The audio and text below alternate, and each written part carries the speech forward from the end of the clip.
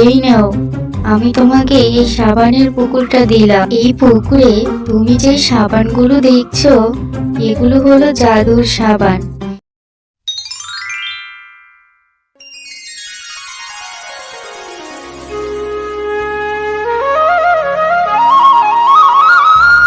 এই যে মহারানী, রান্নাটা হলো নাকি এখনো গুনতি মেরেই যাচ্ছ? হ্যাঁ, আর একটু বাকি আছে মা, এক্ষুনি হয়ে যাবে। বাকি? এখনো বাকি? আমার মেয়েটা সে কখন থেকে পেটে খিদে নিয়ে বসে আছে, আর তুই বলছিস কিনা এখনো রান্না হওয়া বাকি আছে? হ্যাঁ রে, তোকে কত করে বলি সকালে তাড়াতাড়ি ঘুম থেকে উঠতি, তুই কি একদিনও আমার কথা শুনতে পাস না নাকি? প্রতিদিনই তো তাড়াতাড়ি উঠি মা, সেই ভোর 5টায় উঠে বাড়ির সব কাজ করি। এত বড় সাহস তোর, আমার মুখে মুখে কথা বলিস? আরে তুই কি সাপের 5 পা দেখেছিস নাকি রে? একদম কোনো কথা বলবি না, আবার নিয়ে তাড়াতাড়ি ঘরে আয়, আমার মেয়েটা যে ক্ষুধায় মরে যাচ্ছে। শেপা হলো শুটকির সৎ মা। বেশ কিছুদিন আগে মিসকে শিয়াল শেপাকে বিয়ে করে আনে। শুটকির মা মারা যাবার বেশ কিছুদিন পর মিসকে শিয়ালও মারা যায়।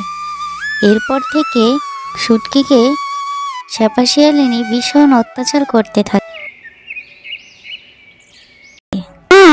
এই যে তোমাদের খাবার, খেয়ে নাও তোমরা। তখন পর খাবার নিয়ে এলি, বলি খালি পেটে থাকলে যে আমার পেটে ব্যথা করে, সেটা কি তোকে রোজ রোজ মনে করিয়ে দিতে হবে? তোর মাথায় কি কিচ্ছু থাকে না নাকি রে? মা, কাকে কি বলছো? ওর মুখের মতোই ওর মাথাটাও কুচকুচে, তাই তো ওর মাথায় কিচ্ছু থাকে না। ঠিকই বলেছিস, মুখটা দেখতে কুচকুচে, দেখলে তাকাতে ইচ্ছে করে না। ইয়াক থু। আমাকে মোটেও বিশ্রী দেখতে নয়, আমার মা বলতো আমাকে ওই আকাশে তারার মতো দেখতে। হ্যাঁ তাই তো, তোকে দেখতে ওই অমাবস্যা চাঁদের মতো। এরকম করে কিছুদিন কেটে যায়। একদিন শুটকি পুকুর ঘাটে বাসন মাজতে আসে। মা বেঁচে নেই বলে আমাকে এইসব কাজ করতে হয় মুখ বুঝে। সবকিছু করার পরও ওরা আমাকে কত কথা শোনায়, কত অপমান করে। যদি আমার বাবা মা বেঁচে থাকতো তাহলে আর আমাকে এসব কথা শুনতে হতো না, আর এসব কাজও করতে হতো না। আমার আর এসব ভালো লাগে না। বাবা মা, তোমরা কেন আমাকে তোমাদের সাথে নিয়ে গেলে না? আমার যে খুব কষ্ট হচ্ছে। শুটকি কালো হওয়ার কারণে তাকে কেউ পছন্দ করতো না, আর তার সৎ মা ও সৎ বোন মিলে তাকে খুব অত্যাচার করত, নানা রকমের কথা শোনাত।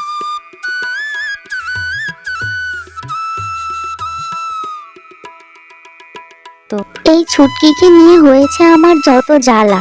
সম্পর্কে তো ও আমার বড় মেয়ে, প্রতিবেশীরা বলে নাকি আমি নাকি ওকে অত্যাচার করি। তা অত্যাচার করব না তো কি করব? ও আমার সৎ মেয়ে, ওকে আমি কখনোই নিজের মেয়ের মতো ভাবতে পারবো না। ও এ বাড়িতে থাকলে তাকে আমাকে ঘর দিতে হবে, খাবার দিতে হবে, এইসব আমি কোথা থেকে পাবো? সুযোগ পেলেই ওকে আমি এ বাড়ি থেকে বের করে দিব। বাবা মা, আমার যে তোমাদের কথা খুব মনে পড়ছে। তোমরা যে আমাকে কেন নিয়ে গেলে না? আল্লাহ, তুমি আমাকে আমার বাবা মার কাছে নিয়ে যাও। আমার যে আর এই পৃথিবীতে ভালো লাগছে না, আমি যে তাদের সাথে থাকতে চাই। এভাবে কিছুদিন কেটে যায়। একদিন শুটকি শেপার প্রিয় গাছটিতে পানি দিচ্ছিল। তখন শেপা এসে দেখে শুটকি গাছে অনেক পানি দিয়ে ফেলেছে, আর এই কারণে শেপা শুটকিকে অনেক কথা শোনায়। এ কি রে, তুই আমার পছন্দের গাছটাকে পানি দিয়ে মেরে ফেলতে চাস? তুই তো খুব খারাপ হয়ে গেছিস, তোকে আর এ বাড়িতে রাখা যাবে না। তুই একটা ডাইনি, তুই আমার গাছটাকে মেরে ফেলতে চাইছিস। কোন দিন যেন আমাকে আর আমার মেয়েকেও তুই মেরে ফেলিস। তুই এ বাড়ি থেকে বের হয়ে যা। আমাকে মাফ করে দাও মা, আমি আর এমন কাজ করব না। আমি বুঝতে পারিনি, বলে হয়তো তোমার কাছে পানি বেশি দিয়ে ফেলেছি। এমনটা আর হবে না মা। না, আমি তোর কোনো কথা শুনতে চাই না। তুই এক্ষুনি এই বাড়ি থেকে বের হয়ে যাবি, আর কোনোদিনও এ বাড়িতে ফিরে আসবি না। এরপর ছুটকি বাড়ি থেকে বের হয়ে আসে এবং সে সেই পুকুর ঘাটে দাঁড়িয়ে কাঁদতে থাকে। তখন সেখানে একটি পরী আসে। কি হয়েছে সুটকি? তুমি এখানে কাঁদছো কেন? কে তুমি? তুমি আমার নাম জানলে কি করে? আমি হলাম পরী, আমি সব জানি। এবার বলো, তুমি এখানে দাঁড়িয়ে কাঁদছো কেন? তখন ছুটকি পরীকে সব কিছু খুলে বলে। সব কিছু শোনার পর পরী তুমি কেঁদো না সুটকি।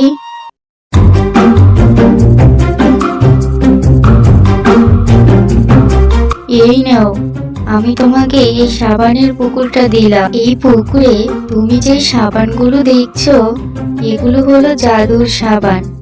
এই সাবান দিয়ে গোসল করলে তুমি মুহূর্তেই সুন্দর হয়ে যাবে। তোমাকে ধন্যবাদ পরি। এখন তাহলে আমি আসি। এরপর ছুটকি সেই পুকুর থেকে একটা সাবান নিয়ে তার গায়ে লাগাতেই সে সুন্দর হয়ে গেল। বন্ধুরা, আমার ভিডিওটি যদি তোমাদের ভালো লেগে থাকে তাহলে আমার চ্যানেলটিকে সাবস্ক্রাইব করে আমার পাশে থেকো।